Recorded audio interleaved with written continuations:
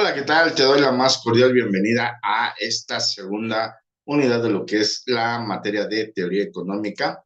Y como ya te había adelantado en la sesión anterior, en esta ocasión vamos a hablar precisamente de lo que es la económica. Vamos a hablar en primera instancia de lo que es el objeto y método de la economía y por qué es importante adquirir un método para estudiar la economía. Bueno, vamos a iniciar con lo que es el método de la economía, el papel y los paradigmas económicos, el método científico y el autointerés racional en este primer apartado de la segunda unidad.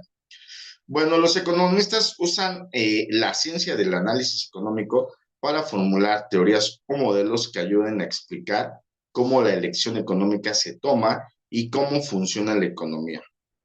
Una teoría económica o un modelo económico es una simplificación de la realidad económica que se va a utilizar para hacer predicciones acerca del mundo real.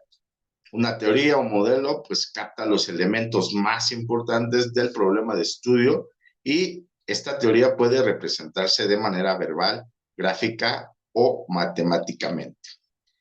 Bueno, la parte de la teoría económica se utiliza el método científico. Para estudiar un problema, los economistas emplean un proceso de investigación teórico llamado método científico, que consiste en 4 pasos.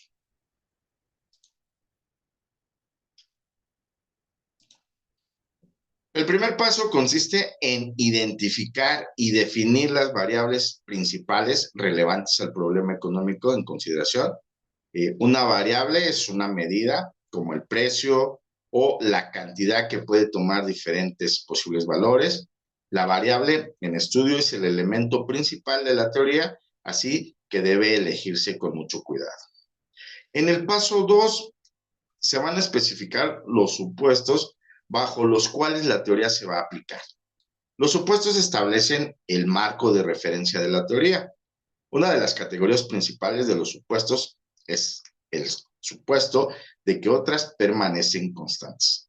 En el latín, el supuesto es ceteris paribus y esta es una palabra muy recurrente dentro de la parte económica cuando hablamos de teorías y significa que bajo ciertas circunstancias, pues todo permanece igual, ¿verdad? La idea es identificar las variables de interés para después enfocarse exclusivamente en la relación entre ellas, suponiendo que nada más de importancia va a cambiar. En otras palabras, que todos los aspectos van a permanecer constantes. También se hacen supuestos acerca del comportamiento del individuo. Esto se llama supuesto de comportamiento. Tal vez el supuesto del comportamiento fundamental es el autointerés racional.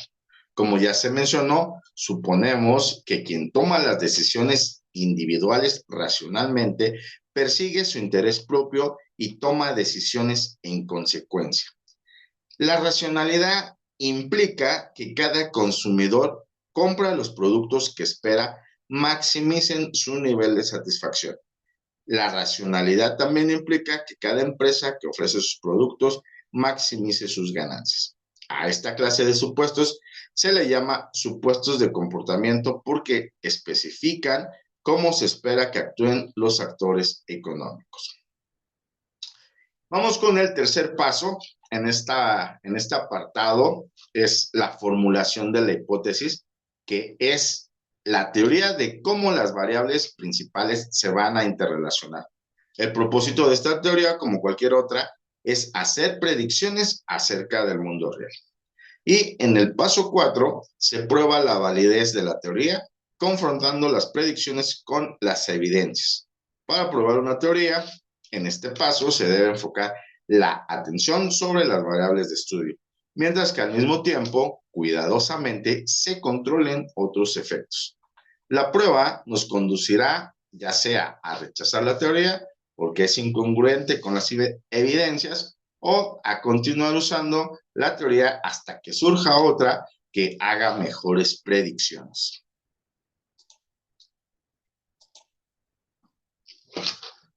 Bueno, y también es importante mencionar dentro de este apartado lo que son las teorías y los modelos, así como el concepto de paradigma económico y política económica, todo ello relacionado con lo que ya hemos descrito anteriormente, ¿verdad? Las teorías, como ya vimos, es una construcción de conocimientos para expresar un fenómeno o conjunto de fenómenos de acuerdo al proceso que hemos utilizado. En este caso hablamos de el método científico. El modelo es la enunciación formal de una teoría y también se le conoce como la expresión matemática de una supuesta relación entre variables. Tenemos además lo que es el paradigma económico, que es un conjunto de supuestos fundamentales, tanto explícitos como implícitos, acerca de la naturaleza de la realidad socioeconómica que condiciona nuestra forma de estudiar dicha realidad. Y finalmente, abordando este tema que hemos abordado, que hemos tratado, pues hablamos de lo que es la política económica, es la cual es el diseño de los objetivos, las alternativas y las estrategias que nos guían en las diferentes decisiones económicas. Y bueno, todo esto de las teorías y modelos nos llevan en un momento determinado a que en un puesto de influencia como dentro de la economía de un país, pues nos llevan a generar o a tomar decisiones de una índole o de otra basada, obviamente, en estos modelos, en estas teorías o en estos supuestos de los que hablamos. Bueno, y el siguiente tema es la economía normativa y la economía positiva. Los economistas, a través de los modelos simplificados, intentan explicar cómo funciona el mundo. Existen dos formas de ver ese mundo, con el mundo económico como debería ser, normativo, y el funcionamiento del mundo positivo. Lo que debería ser se le conoce como economía normativa y lo que es como economía positiva. El enunciado de la economía normativa es que el que representa una opinión que no puede ser aprobada o rechazada, simplemente norma. El enunciado de la economía positiva puede probarse o desaprobarse por referencia de los hechos. Y la economía descriptiva simplemente se dedica a describir los hechos.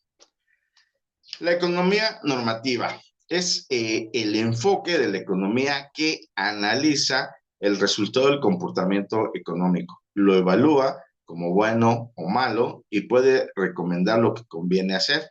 Se le llama también economía política.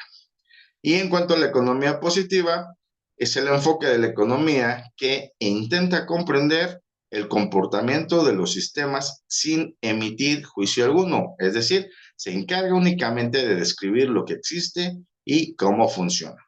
Y aterrizando en ello, podemos hablar de economía descriptiva, que es propiamente la compilación de datos que describen fenómenos y hechos.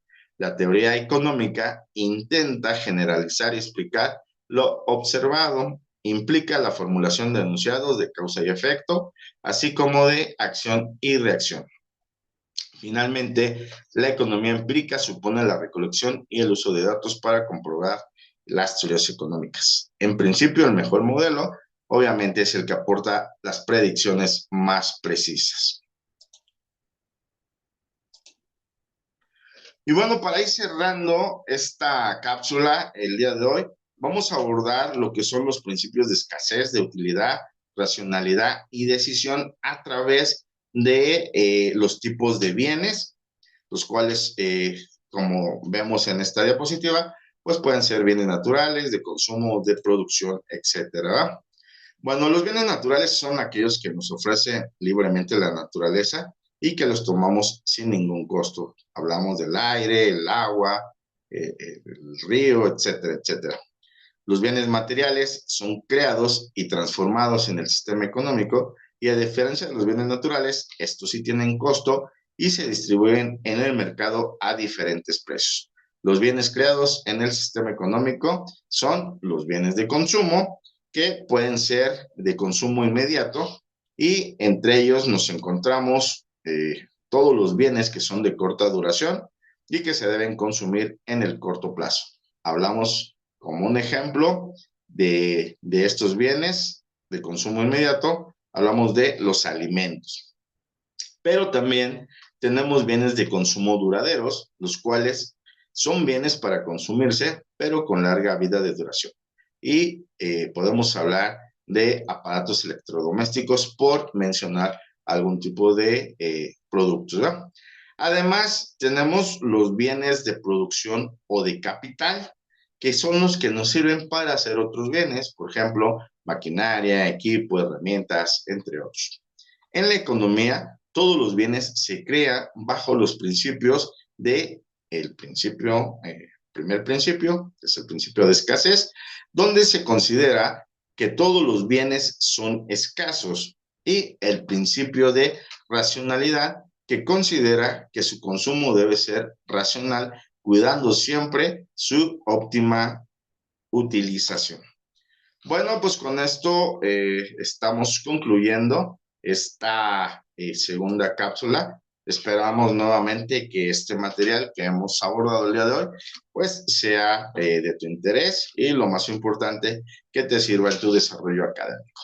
Hasta pronto, te deseamos como siempre lo mejor y nos vemos en nuestra tercera cápsula o ya directamente en nuestra sesión sincrónica. Te deseamos lo mejor, mucho éxito y nos vemos muy pronto. Hasta luego.